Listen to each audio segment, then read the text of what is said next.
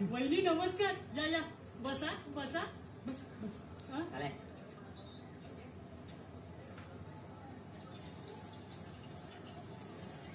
ताई एक गरमागरम भजी द्या वहिनींसाठी. मला वहिनी नका ना म्हणू प्लीज.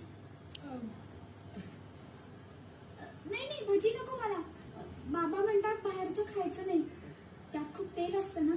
वहिनी आता बाबा बाबा नाही करायचं. हा आता दगडू दगडू करायचं.